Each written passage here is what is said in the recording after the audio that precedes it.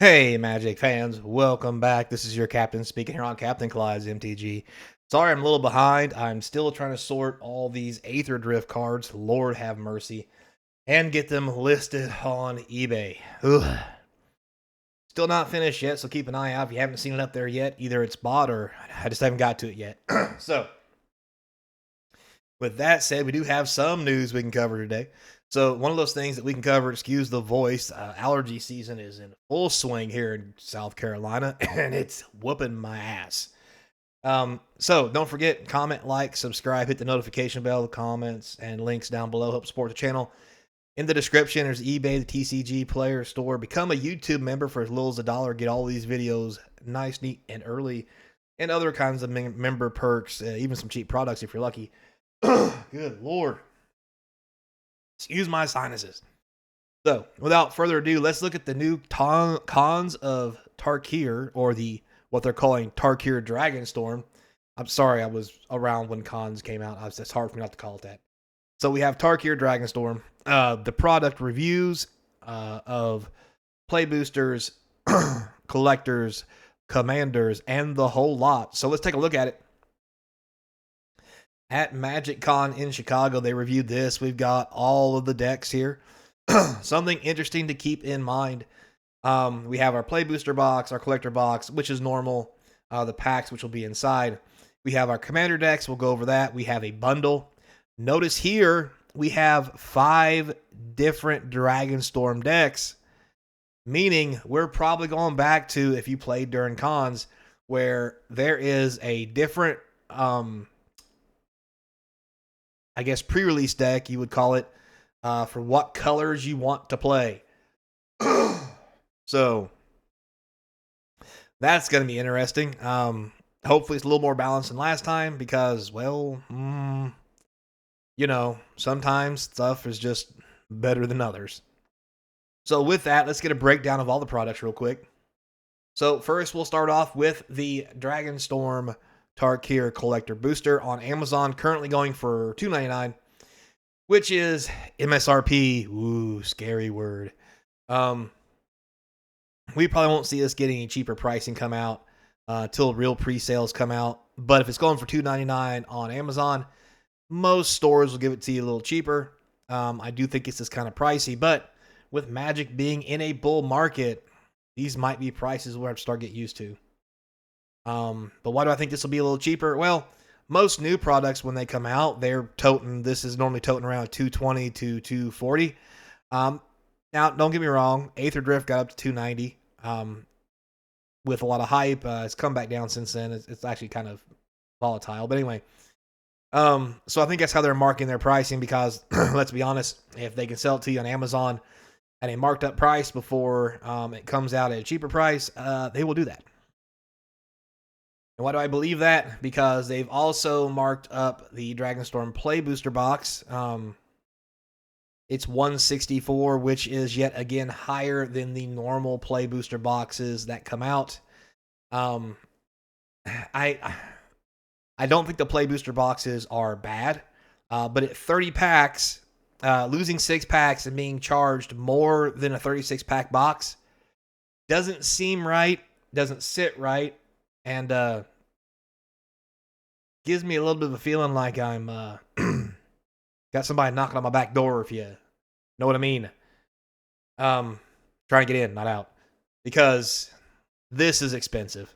Now, again, if you fall into the FOMO and buy on these prices, that's up to you. I mean, we've seen all kinds of shenanigans because of Final Fantasy prices skyrocketing. Again, could they be as high as $600, $700, $650? I've even seen people are paying those prices. They may be that expensive. Maybe they won't be. We really won't know. To be fair, with Innistrad coming out at a price around $300, I think $450 is probably the tops for me on Final Fantasy. But even that, I think, is too much since Innistrad Remastered was a premium set at $3 to $4. So, don't think so. But we'll see how Final Fantasy runs out. Next, we'll get into the commander decks. Every one of them's going for about $44.99. We have a Sultai Arisen, so back to the old Sidisi antics, I think. You fill your graveyard, return with zombie thugs. If you guys don't remember original cons, Sidisi was in these colors, 4-mana card that whenever a creature went to your graveyard or something like that, or left your graveyard, I think it's went into the graveyard, you got a 2/2 zombie. This with the Whip of Erebos was a very powerful deck. Matter of fact, it was pretty powerful in Standard for a while. Trust me, I know I played it. So it's going to be interesting to get back to that as we get back into Tarkir in a set that's very prevalent on 3 colors. Even though domain deck, just 5-color domain, literally just won the Pro Tour. So, yeah, fun times. Anyway, the next commander deck is we have Mardu is back again. We have make attacker tokens and sacrifice them for value. So, probably going to be make tokens and aristocrat them away to do damage to your opponents or draw cards or whatever the case may be. This was a basic Mardu thing, along with Zergo Bellstriker, who's already been shown. So, interesting. A fun deck. Was never really big on Mardu myself, but it is what it is. Next commander deck, we have Temur Roar. This has says ramp mana and summon dragons. Again, green ramps and red blue make big dragons, and so does green. I mean, it's fine. Previously, this set, or not this set, but this realm was not known for great Temur cards. There was a pretty sweet Temur combo deck that came around for a little while. Pretty funny. But other than that, not all that hot. But we'll see. Things may change. Then, of course, we have Jeskai Striker, also known as America. Red, white, and blue. It has cast extra spells and flurry spell effects, i.e. probably some weird storm or storm variant, along with extra things for casting a second, third spell, or even copy a spell if you've done something beforehand. So, very interesting. Jeskai was a very powerful the last time Tarkir was around, so we'll have to see how it comes out. And finally, my favorite, Abzan. Armor in this one. It says play defenses and then turn toughness into power. So this is basically the butt fight deck. This was really not what Abzan was about before. But we'll wait and see. We're getting a new Siege Rhino that's cheap, that has big butts. Other creatures may have them as well. It'll be interesting to see how they play out all these colors in the real set. But in Commander, this is just your basic butt fight. So if you're into Abzan and you want to play butt fight decks, go get your, what's his name, that old tree folk dude. Before he goes up in price, because he'll probably spike when this comes out, at least for a little bit. So preemptive buying, I say. Yeah, anyway.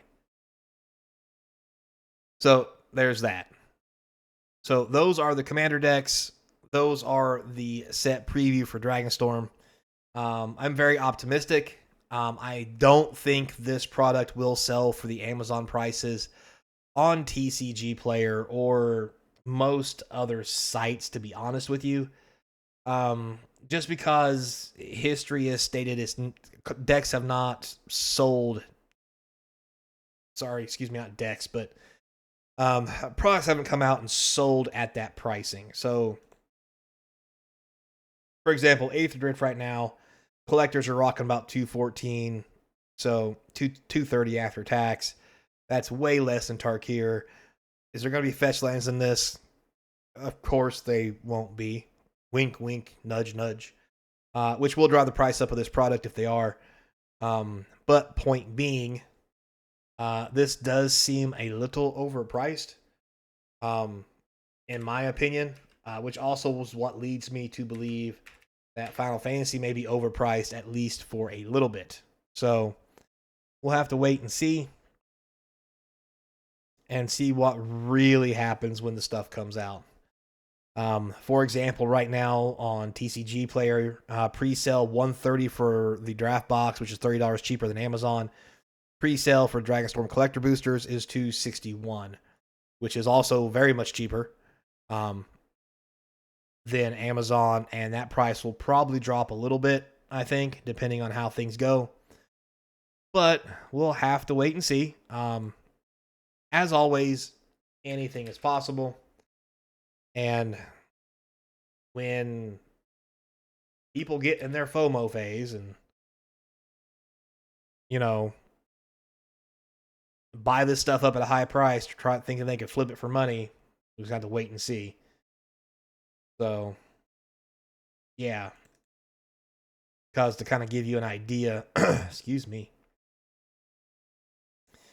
Currently, Final Fantasy is $173 for a play box and $650 for a collector. Seems a bit steep for a premium product. When previous premium products have barely hit $4. You know, as an example, Innistrad Remaster Collector is $269 currently. So, will Final Fantasy get that cheap? Probably not. Let's also be fair. We didn't think Innistrad Remastered would get this cheap either, as it comes down off of the highs of the 300 to 330 it came out at, which I think is probably a more fair price for Final Fantasy. But again, well, we will just have to wait and see. So, until next time, be kind, and as always, I hope to see you crossing the game table. Maybe one of these days I'll see Sawyer. Shout out to my boy.